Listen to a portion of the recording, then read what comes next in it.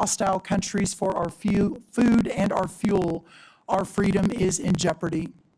Since my first day at USDA, we have been committed to addressing this crisis head-on. In addition to implementing the historic Working Families Tax Cuts, thanks to so many in this room who worked so hard, moving $40 billion in disaster and economic assistance to producers across the country, securing 19 new trade deals, and decreasing that $50 billion agricultural trade deficit in 1 year by 42%.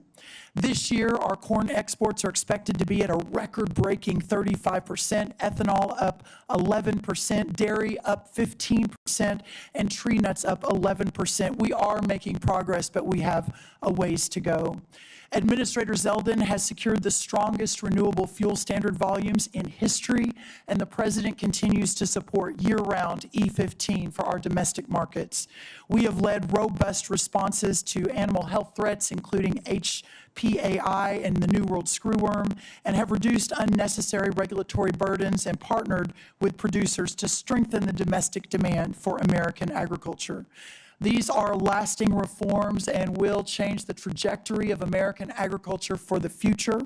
The trade agreements will take time to fully execute and generate even more exports. The biofuel investments take time to increase the demand for American crops, although we're already seeing a 10% increase since just an announcement a month ago. And of course, onshoring facilities like fertilizer will continue to take some time to build out. But we are confident that the direction of American agriculture is changing for the better, but many producers continue to face economic pressure as we build that economic infrastructure out. Specialty crop growers across the Northeast, the Mid-Atlantic, the Pacific Northwest, and Florida suffered devastating freeze losses this past winter. Producers across the plains continue recovering from catastrophic wildfire and events occurring while many operations are still working to catch up financially. That is why our proposal includes $10 billion in temporary economic assistance for 2026 row crop and specialty crop producers, and also includes $1.1 billion to help producers recover from catastrophic freeze losses suffered this past winter. Congress has taken similar action over many decades, and we're so grateful for that, but including most recently 2023 and 2024 with economic aid and disaster relief aid with the hurricane seasons. I want to be 100% clear as I close. For the sake of American national security, American existence, and the American future, we must, in the long run, end this system that has grown up like a weed and strangled the American farmland and food production. Farmers want to farm for their products, not for a government check. They want to be free from dependency and free to innovate. We know what happens when they are able to do that. They build and feed the greatest republic in the history of man. But when they aren't, well, we know the danger that we are in today. But that's why this supplemental is so important. It provides a bridge and extends a hand to Americans who need it. It buys the nation the security that we need, and it buys us time to deconstruct and then reconstruct a new system, putting our farmers and ranchers first, and to restore the system that originally made America great. For our farmers, the defense of American freedom continues. They only ask to be free to fight. Thank you so much. Thank you for your testimony. We will now begin with questions for our witnesses. As you can see, we have a very full attendance of committee members today, so I would ask that all of our colleagues to please keep track of that they have the tools, the training, and the support that they need to accomplish their missions. On the topic of our service members, I would be remiss if I did not note that since January of last year, the department has removed a number of senior generals and admirals from their positions, blocked or altered promotion lists across multiple services, and intervened in several senior assignments. A recent New York Times story reported that about 40 senior officers were removed from promotion lists, and more than 24 generals and admirals were fired or sidelined, including Admiral Lisa Franchetti, the first woman to lead the Navy. The Times further reports that more than half of those fired or removed have been female or Black, and that for the first time in more than a decade, no active duty female naval officers are likely to be promoted to admiral. I find this deeply troubling. These are men and women who volunteered to serve our country and swore an oath to support and defend our Constitution. Over the course of their careers, they have earned the support and the trust of their commanders and subordinates, led our men and women in uniform, and were selected through rigorous command and promotion boards. They have served under presidents and defense secretaries from both parties. Reports that women and people of color are disproportionately fired or sidelined create the impression that their service is not valued. This is likely to discourage well-qualified women and individuals of color from joining our armed forces, thus depriving us of their talent, dedication, and patriotism. The United States military is one of the greatest meritocracies in the free world. We need to make sure that it stays that way. I now recognize Vice President Murray for her opening statement. Thank you very much, Chair Collins, and thank you to all of our witnesses who are here today. I first, too, do want to acknowledge the loss of one of our colleagues on this dais. Like so many, I was very shocked and saddened to learn of Senator Graham's passing. We disagreed on many issues, but there was no denying the energy that Lindsay brought to this job. And whenever we could, we found common ground and managed to get something done. So I just wanted to express that my heart goes out to his family, friends, and loved ones today. Now, I want to start with a few facts. 143 days ago, President Trump started a war of his own choosing with Iran. He did not consult Congress. He did not get authorization from Congress. He did not build a coalition of allies. He did not make a case to the American people, nor did he ever win their support.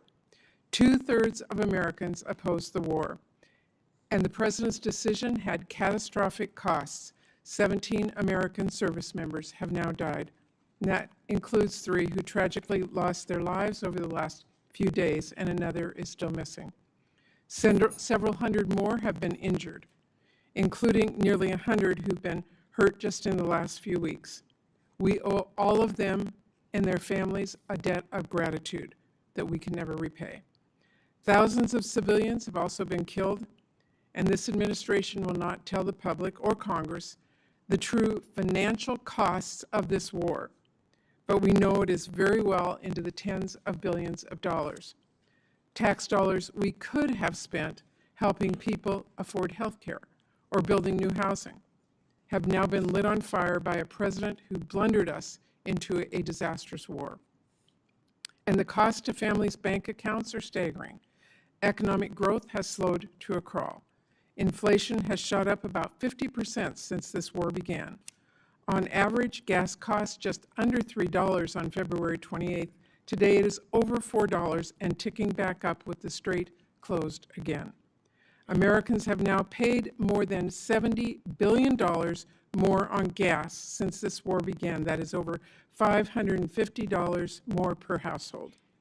Fertilizer costs skyrocketed in the middle of spring planting, crushing farmers operating on extremely thin margins and costing families more on just about everything they buy at the grocery store. The costs of this war have been astronomical. And what has it been for? What has actually been achieved? We hear a different rationale for this war every few days.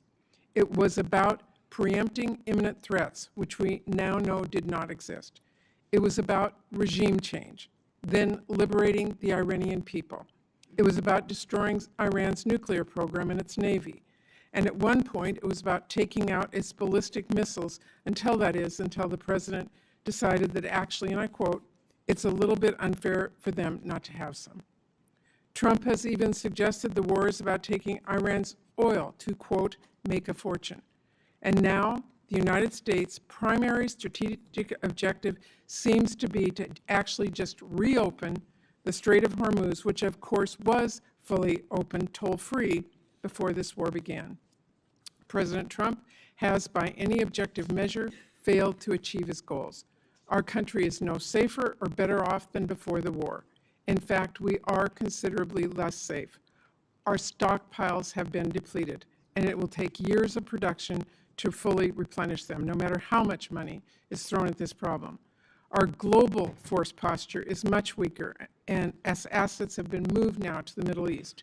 And we are now much further away from a long-term solution to halt Iran's nuclear program than we were before Trump ripped up the deal that President Obama negotiated, which secured actual, measurable commitments and progress without ever starting a costly war. In fact, there are new reports that Iran may have moved nuclear assets into a mountain bunker, which raises concerns about whether Iran might restart its program. It used to be a pretty somber and serious thing, a president taking America to war and costing lives and taxpayer dollars. But this president has been downright flippant. The people I represent worry Trump thinks this is all a game and has sent men and women into harm's way without any sort of plan. And now that he's driven that car into the ditch, he wants taxpayers to bail him out. As the daughter of a World War II veteran and a Purple Heart recipient, the way this White House has blissfully operated with no plan for success is disrespectful to our men and women in uniform. These are patriots. They are highly trained and have sacrificed tremendously to keep us safe. They shouldn't be forced to put a show on for the president's birthday parade, or do the job of Border Patrol agents, or risk their lives in a disastrous war that the president clearly failed to think through. And as a U.S. Senator, this administration's refusal to explain what it is doing or how this war is protecting Americans, its refusal to seek authorization from Congress, and its expectation that Americans will now just pay for it all without any explanation or transparency is disrespectful, and it's insulting to the people back home that all of us represent. So here we are, 5 months later. The strait is closed. The ceasefire hasn't just disintegrated. This war is now spiraling out of control again. The president is threatening escalation and war crimes and suggesting this could be another forever war. He has told us over 40 times now that a deal is near and the war will be over soon. But now he is asking for $70 billion more, and for us to just trust him, it'll work out fine. Look, I've been very clear. My Democratic colleagues and I will do absolutely everything to ensure that we do take care of our service members and keep this country safe. Chairman Caine, I hope you know that every Democrat on this committee deeply respects the sacrifices that you and our service members and their families are making. Everyone who signed up to serve our country deserves to be more than an afterthought in a war that the president decided to launch despite all the blinking red warnings. But my colleagues and I cannot and will not support rubber stamping a request to bankroll this war and whatever other misadventures Trump wants to get us into next. The American people want to see a quick and strategic end to this war, not $70 billion of their tax dollars sent to keep it going. I want to make a few important points. First, the president's request is not even primarily a request to cover the costs of the Iran war. This request is chock full of asks to fund unrelated DoD priorities, which should be considered through our annual appropriations process, not in an emergency supplemental. And that includes almost $1 billion for Southcom, nearly $1 billion to keep deploying the National Guard here in D.C., and more than $1 billion for the southern border. Secondly, President Trump is making this request as the Pentagon has a record-breaking $1 trillion total budget for FY26, including over $75 billion it has in unspent money from Republicans' big ugly bill. Understand you may have mismanaged your budget, Secretary Hegseth, but you have to do your due diligence to fix the cash flow problems you've caused before asking taxpayers for more.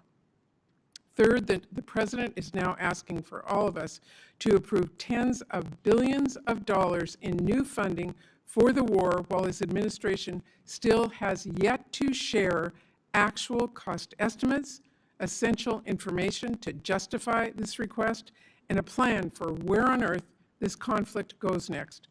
This administration is either hiding the truth from Congress and the American people, or if you take at face value what they've said in the few briefings that we've had, they have no idea what is going on and no plan to right the ship, neither of which is acceptable. Now, Trump is also asking Congress for over $10 billion to help struggling American farmers who have been crushed first by the tariffs and then by this war, which has shot fertilizer and diesel costs through the roof. I'm digging into that request, but let me be clear. As we're looking at what farmers might need to weather Trump's storm, we must also help families put food on the table. And to do that, we should delay and ultimately reverse Republicans' deep cuts to SNAP, which have already kicked at least 1 million kids off of food assistance. Finally, Trump has also requested, and I had to read this one twice to believe, $1.3 billion in new funding for the State Department for Global Health and Humanitarian Needs. At the very same time, his administration is withholding more than twice that amount in funding that has already been signed into law and is available for the same purpose. He's also asking for authorities to make U.S. taxpayer dollars subsidize the Venezuelan oil industry and to finance the establishment of private investment funds like the one he just handed over to one of his ballroom donors.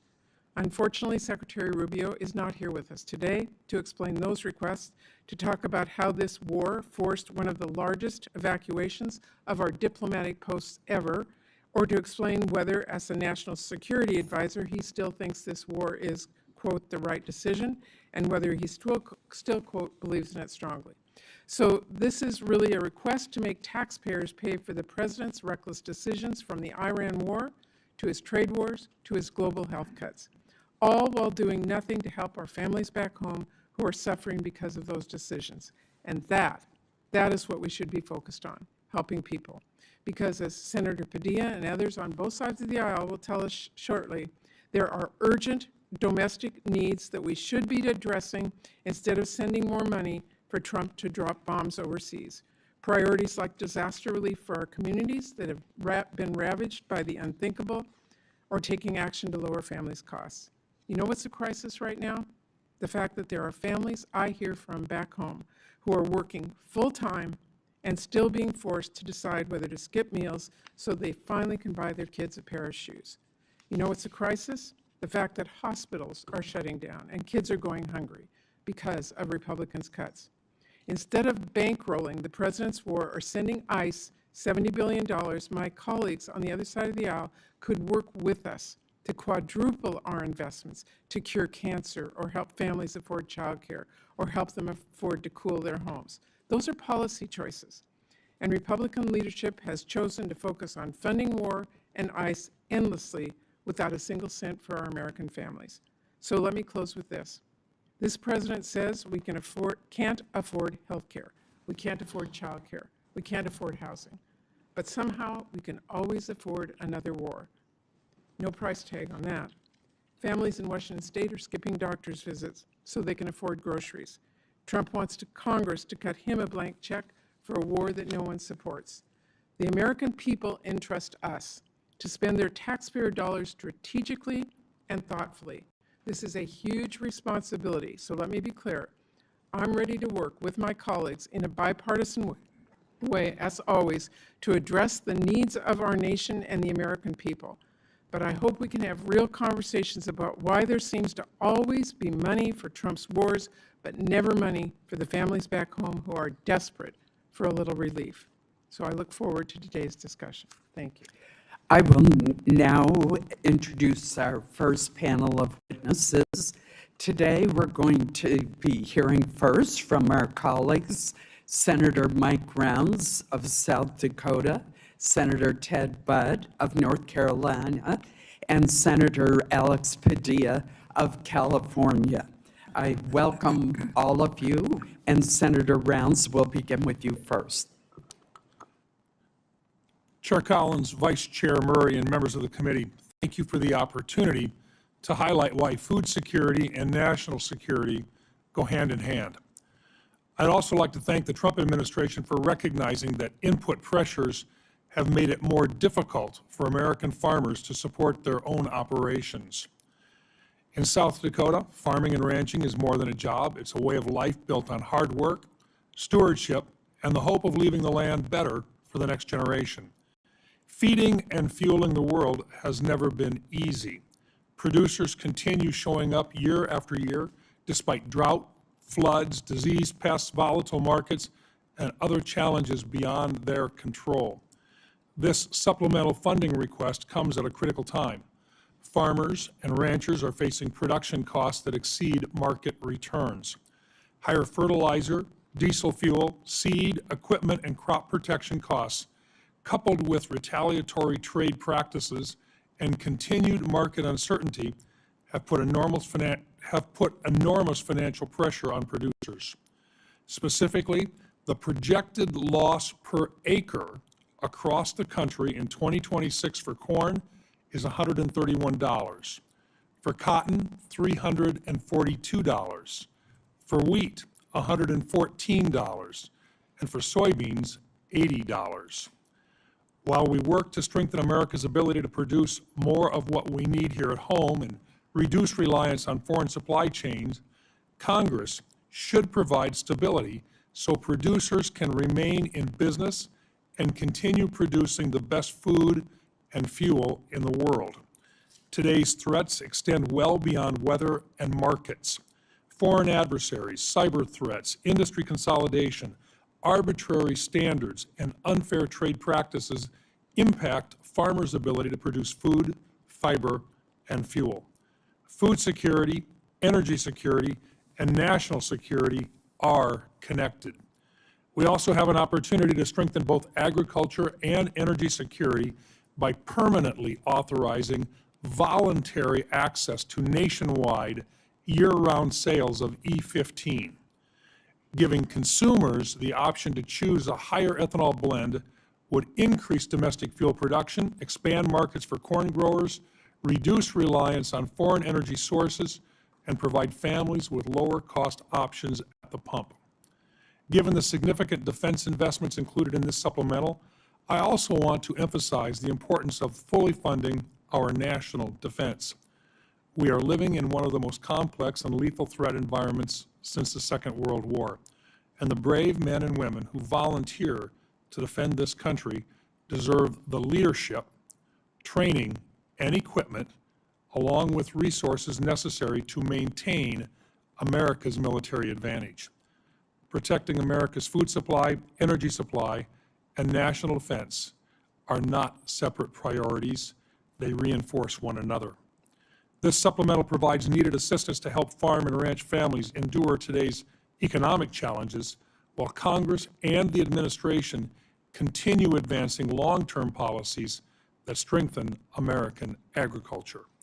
I urge my colleagues to support this supplemental request to provide stability to our ag producers at this time.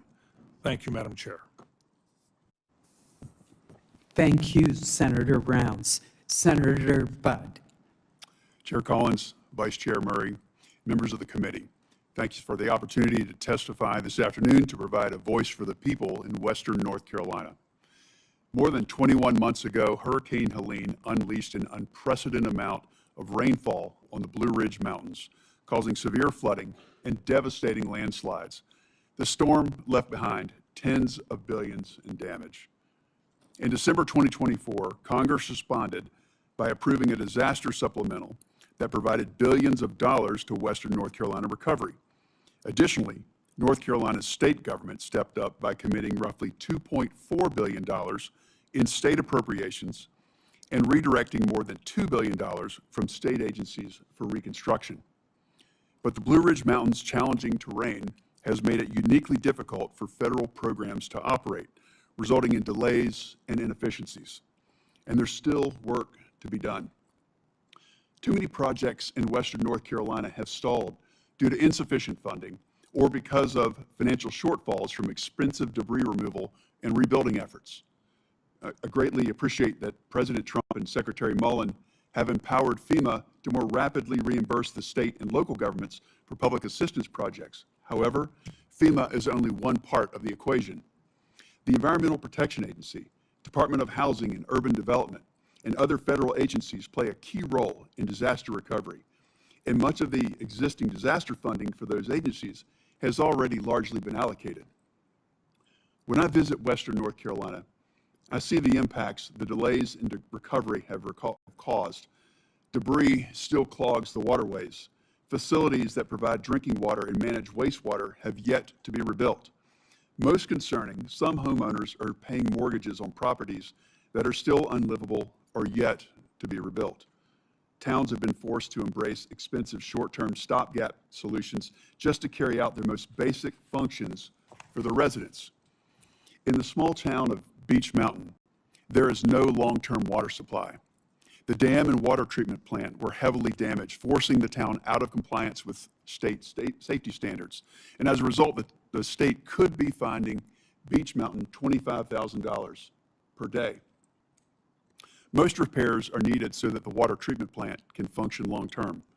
If funded, this process will take at least a year and require significant diversion of utilities and/or daily water trucks just so hundreds of residents will have to have clean drinking water during construction.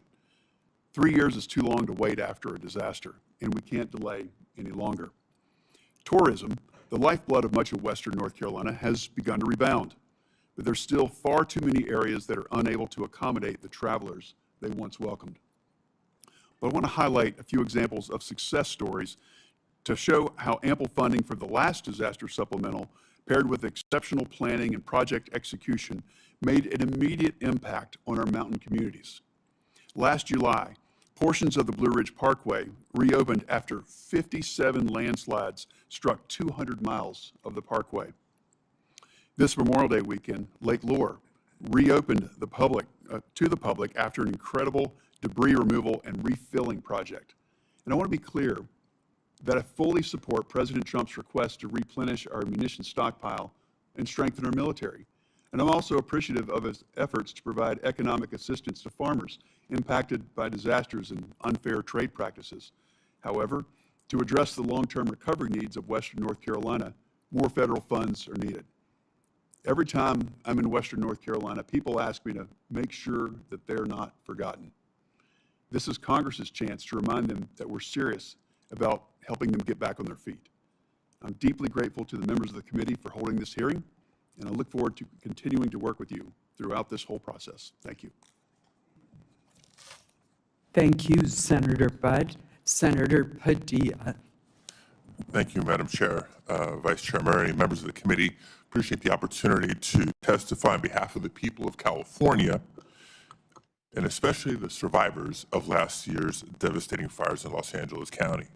And I want to acknowledge that some of them are here in the audience today advocating for relief, and I'm proud to work alongside them.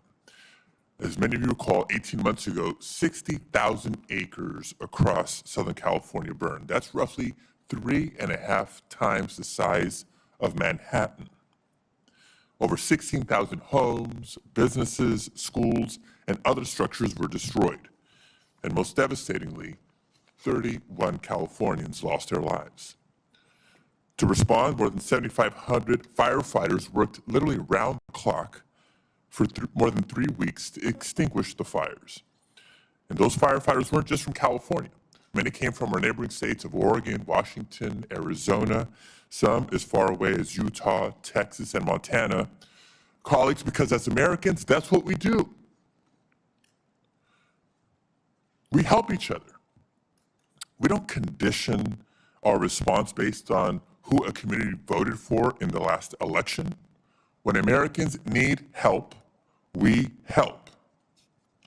Now, walking around the Palisades and the Altadena communities during the fires and after the fires, you couldn't help but be moved by the scale of the devastation, the images of nothing standing but a chimney amongst a pile of ash. Cars literally melted into the streets or the drivers where they had been parked. In the wake of disasters like this, Congress has historically come together on a bipartisan basis to provide aid and long-term recovery funding to help communities recover and rebuild, regardless of whether the disaster was in a state represented by Republicans or Democrats. But instead of following that historical practice, this administration has left California waiting for more than a year and a half, while asking Congress to fund hundreds of billions of dollars for other purposes. I want to be crystal clear. No disaster-impacted community, regardless of where it is located, should ever be held hostage or treated as a bargaining chip for other political priorities. Californians in Altadena and the Palisades have now waited more than 18 months. Yet long-term recovery funding is still absent from even the administration's request. Instead, it asks taxpayers to spend hundreds of billions of dollars more on a war that Congress has never authorized, a war that's raising gas prices, worsening supply chains, making our country less safe, and for which 17 service members have already paid the ultimate sacrifice, with many more seriously injured. Now, we know this committee can address disaster relief without tying it to a laundry list of unrelated priorities, because it's done so many times before, including as recently as December 2024, when the committee on a bipartisan basis passed more than $100 billion of relief. There's no reason we can't do it again. Colleagues, we must reject the premise that it is okay to keep survivors waiting for help because the president, any president, decides they need something else from Congress to get it. To that end, I do want to thank my colleagues, Senators Tillis, Schiff, and Curtis, for joining me in sending a bipartisan letter to the committee just yesterday, supporting long-term disaster recovery funding. Madam Chair, I'd like to enter this letter into the record at this time. Thank you, Senator Padilla. I'm not, I just want to enter the no. letter to the record. Without objection, Thank you. it will be. And I'll be wrapping up soon here. I also want to reiterate what I said earlier, that we know the next disaster is coming. Anyone who stepped outside of Washington this last weekend or across at least a dozen states saw and breathed the very impact of wildfires. And it may be Canada now, but it's going to be one of our states next. As of last week, the federal government has already spent over $3.3 billion in wildfire suppression this fiscal year, even though the peak of fire season is August and September. That's still ahead of us. That should concern the committee. We cannot allow wildfire suppression funding to run out before the end of the fiscal year. So in addition to the long-term disaster recovery funding, I urge the committee to examine the need for emergency suppression funds as well. And I would note that the Fire Fix, which has provided a steady resource for fighting wildfires, will expire in fiscal year 2027. Congress needs to extend and increase that funding to ensure firefighters have all the resources they need to respond to the ever-growing threat of wildfires. I'll close by reiterating what I said at the outset. Disasters do not distinguish between red states and blue states. And when it comes to disaster aid, neither should Congress. So thank you again for holding this hearing and allowing me to be a voice for my constituents and for disaster survivors across the country. I look forward to working with this committee to ensure that everyone has the resources and support that they need to recover and rebuild, regardless of which state they call home. Thank you very much. I appreciate the testimony of the entire panel as we consider the supplemental submitted by the administration. Your testimony is very helpful to us. Thank you. I will now ask that our second panel of witnesses come forward.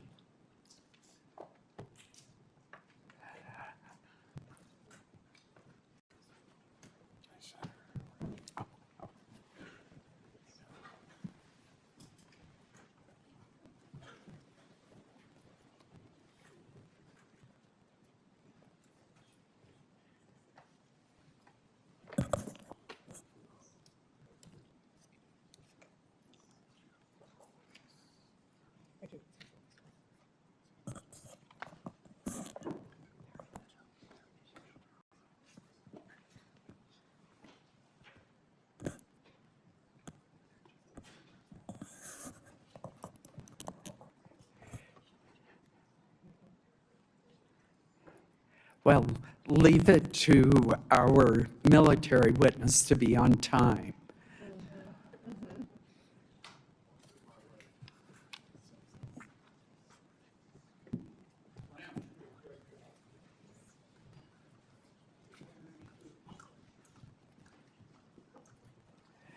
While we are waiting for our second panel to be seated, let me introduce them. We are joined today by the Secretary of War, Pete Hegseth, the Secretary of Agriculture, Brooke Rollins, and the Chairman of the Joint Chiefs of Staff, General Dan Caine. These administration officials represent the largest components of the administration's request, and we welcome them to the committee today. Secretary Hegseth, we will begin with your testimony. Please proceed. Well, Chair Collins, Vice Chair Murray, members of the Senate Committee on Appropriations, thank you for the opportunity to testify on President Trump's supplemental funding request for the Department of War. As you know, we live in a dangerous world that requires bold and swift action. Hence, this supplemental request for fiscal year 2026. This request is an urgent, necessary injection of resources to address the immediate needs of our department. The supplemental funding request is not a substitute.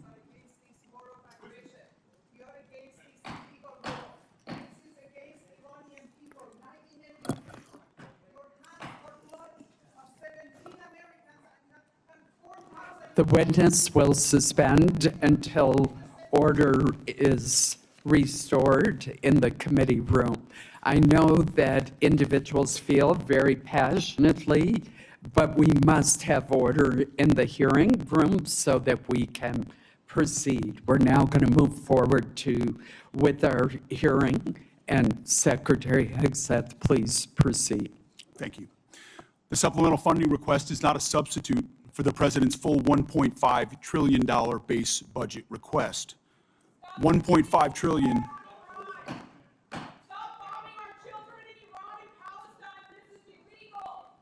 Mr. Secretary, please suspend until order is restored in the hearing room. We will begin the timing clock since you've been interrupted twice.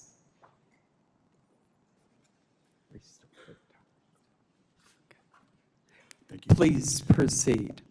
$1.5 trillion is what the President seeks and what we need to defend the country.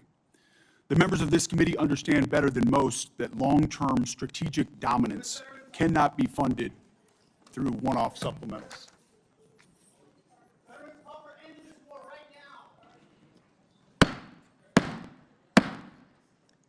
We will have order in the hearing room.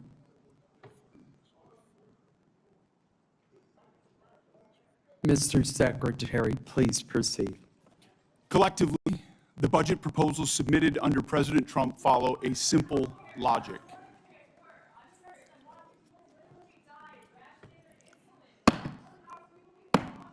I would ask that the Capitol Police, whose professionalism I admire, remove those who are seeking to disrupt the hearing. Please proceed. President Trump's following a simple logic. The military requires a generational investment to deliver on peace through strength.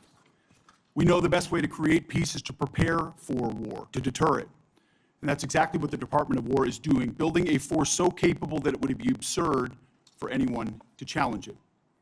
As the direct result of neglected priorities and gross negligence that ignored threats left over from the previous administration, President Trump inherited a set of global and domestic crises, deferred maintenance almost across the board. Instead of steering the ship through gathering storms, former leaders let our military languish through social experiments and globalist appeasement, sheer weakness. Under President Trump, we have built a different type of department. The Pentagon is no longer run by bureaucrats. Instead, it's led by combat-tested veterans and world-class business leaders who are running the department like a business, and tech titans who are bringing lethal innovation to the battlefield. We're also at a different moment, and we cannot afford inaction. If we don't make critical investments right now in tech, in compute, in AI, in autonomy, in space, our adversaries who are already making these types of investments could outpace us. Without these funds, we face critical shortfalls that threaten our ability to also simply pay our service members, rapidly replenish equipment and munitions, and sustain vital operations without disruption. This supplemental request serves two purposes: sustain our military readiness to meet this year's new demands, and accelerate critical capabilities to replace and augment those we have used in contingencies. But make no mistake, this is not a one-for-one replacement. We are upgrading and we are modernizing across the force. On the readiness front, we requested $21 billion. This will fund military pay, replace much of the equipment utilized during recent operations, sustain forward deployed forces, and grow personnel and strength while stabilizing mission-critical fueled shortfalls and supporting the National Guard. On the capabilities side, we requested $46 billion. These funds will expand production lines and accelerate delivery of high-demand munitions. We're talking about solid rocket motors, JDAMs, hypersonics, and counter-drone capabilities. Additionally, we will use this investment to secure digital and space dominance, including resilient satellite networks. Department leadership recognizes that appropriating those funds is just the first step. Once funds are appropriated, or apportioned, to the department, we need to promptly execute on them, and that's why we're requesting targeted legislative authorities, like transfer authority, to prioritize our greatest needs and opportunities, multi-year procurement for weapon systems, revolutionizing the speed and scale of munitions procurement, and New START authorities. Rest assured that every dollar appropriated to the Department of War will be focused on building the lethality of our joint force and reinforcing peace through strength. As I have said before, not fully funding this department, the Department of War, and we know what that means, that means $1.5 trillion, given the world that we live in and the disaster of what the Biden administration budgets gave us. Not funding this department at $1.5 trillion, I believe, is the greatest threat that our nation faces. Either we invest in our warriors at this moment of step change on the battlefield and growing threats, or this is all just talk. I look forward to working with this committee to secure those funds so that our warfighters can continue to do their work every day to keep our great republic safe. Thank you very much. Thank you, Mr. Secretary. General Caine. Chair Collins, Vice Chair Murray, distinguished members of this committee, I'm honored today to appear before you with Secretary Hegseth and Secretary Rollins to testify on the Department of War's fiscal 2026 supplemental funding request. And I'll note I fondly remember my time at USDA earlier in my career where I had the chance to serve there. I'm also joined today by my senior enlisted advisor, SEAC Dave Isom. As always, I'm deeply grateful for this committee's continued partnership and support for our common defense. I'd like to begin by expressing my deep condolences and that of the Joint Chiefs of Staff and the SEAC for the fallen from this past weekend and their families. Today, we remember First Lieutenant Tyler Feehan, Sergeant Michael Swinton, and Private Isabel Gonzalez and note that the names of our last fallen will be released when we can. I'm humbled daily by the profound commitment of the incredible 2.8 million Americans, just like these names that I've just mentioned, who make up our joint force and serve our nation every day. Also, on behalf of the Joint Force and the Joint Chiefs, I want to express my sincere and heartfelt condolences to the family of Senator Graham for their loss and all of you for the loss of your colleague. The Joint Force remains grateful for his 44 years of service, both in and out of uniform. There is no doubt he made a difference to the safety and security of our nation. On July 22nd, 1940, General George C. Marshall said, and I quote, "For almost 20 years, we had all of the time and almost none of the money. Today, we have all of the money and no time." His words resonate powerfully with me today as we find ourselves in a somewhat similar situation. I've come to you today to request the necessary funds while in the window of opportunity, while time is still on our side. The United States of America faces a global list of military challenges in the Middle East, in Europe, in the Pacific, both nuclear and non-nuclear challenges, and the continued threat of terrorism. We find ourselves living and leading in complex and dynamic times. Our adversaries are aligning in their interests, creating simultaneous challenges across multiple domains. They are sharing intelligence, combat capabilities, and technology that is accelerating the speed of war. It is an imperative that Americans understand that the character of war is changing. Advances in technology are fundamentally and irreversibly changing the way we fight, which necessitates capital to properly arm America's military. Rapid advancements in AI, autonomous systems, deliver critical technological advantages to our national defense and simultaneously introduce unprecedented strategic vulnerabilities and uncertainty across the world, to include right here at home. The low barrier to entry created by affordable, ubiquitous, unmanned systems means our adversaries, rogue actors, state and non-state actors, and violent extremists have access to disruptive and potentially lethal technologies at scale. We've seen this in Ukraine, and we must adopt elements of this fight for our future fights. Conflict is never confined neatly to the land, sea, or air domains. The modern battlefield stretches from the seabed up to cislunar space and beyond, cyberspace, and in the information domain, all at the same time. Our nation must be prepared to fight and win across all of them, all the time, all at once. In addition, the light speed at which information travels now has compressed our leaders' decision space, taking what was once days or weeks in World War II down to milliseconds.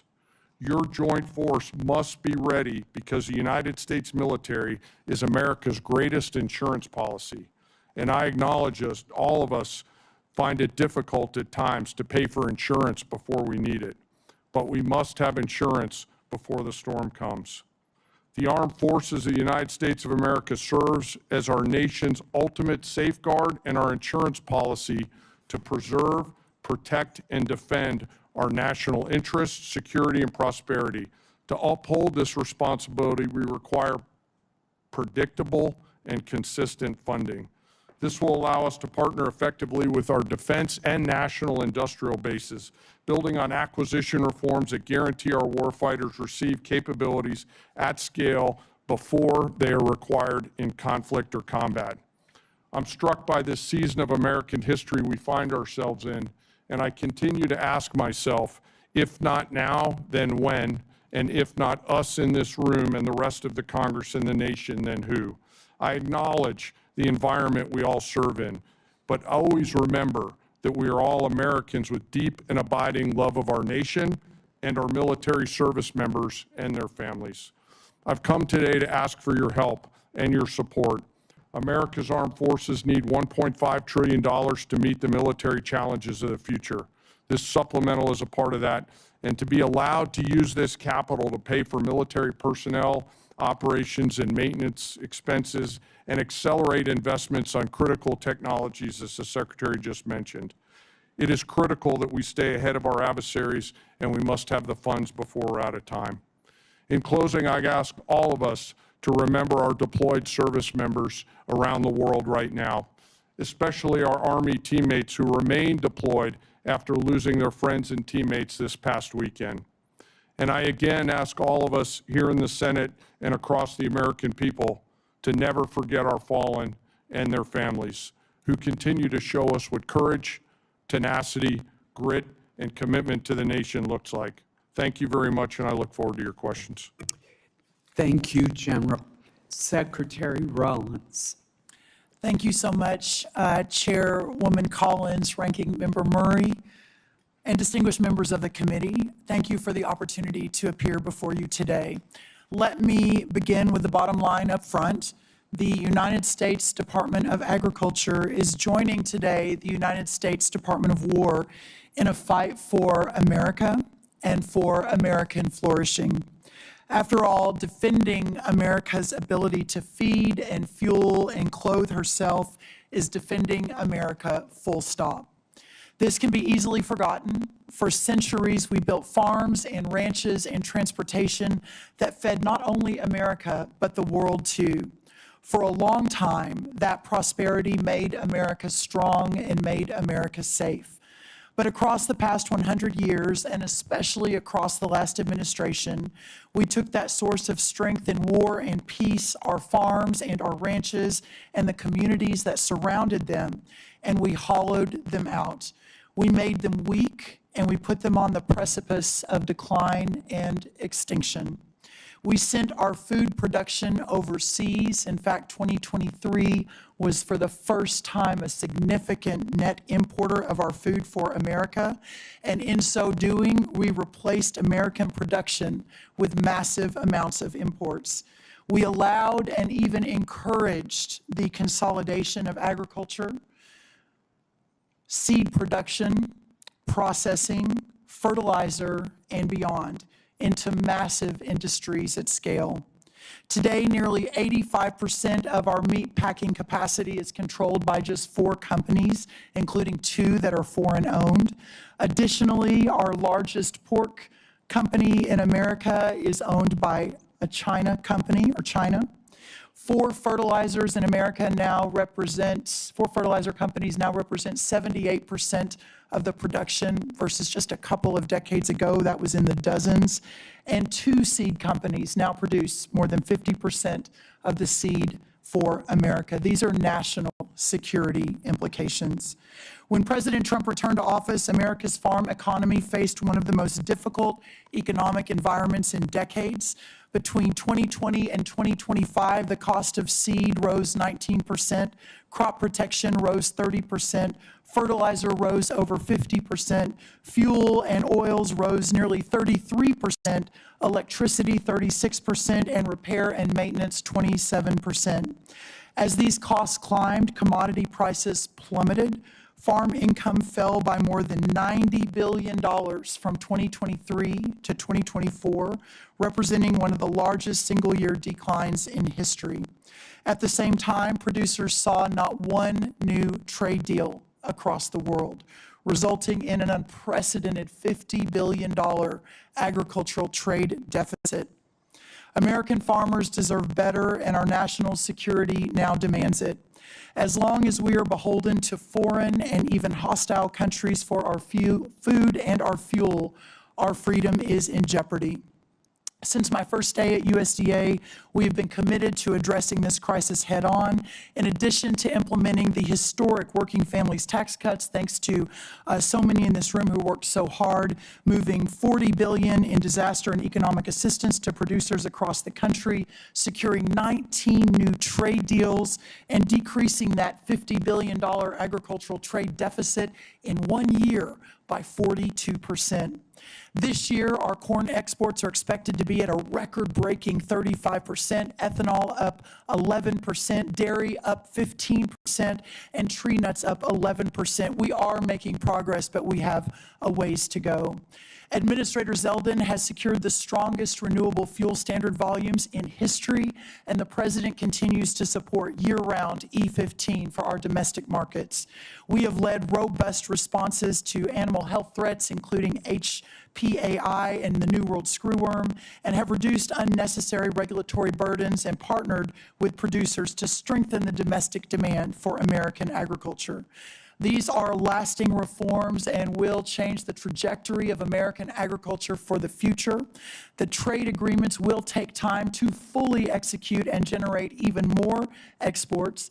The biofuel investments take time to increase the demand for American crops, although we're already seeing a 10% increase since just an announcement a month ago. And of course, onshoring facilities like fertilizer will continue to take some time to build out. But we are confident that the direction of American agriculture is changing for the better, but many producers continue to face economic pressure as we build that economic infrastructure out.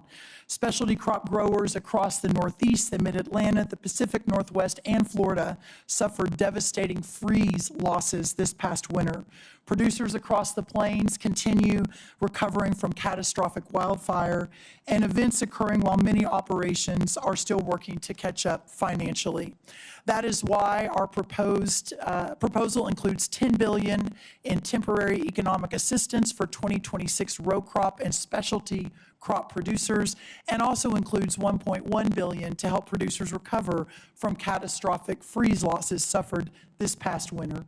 Congress has taken similar action over many decades, and we're so grateful for that, but including most recently 2023 and 2024 with economic aid and disaster relief aid with the hurricane seasons.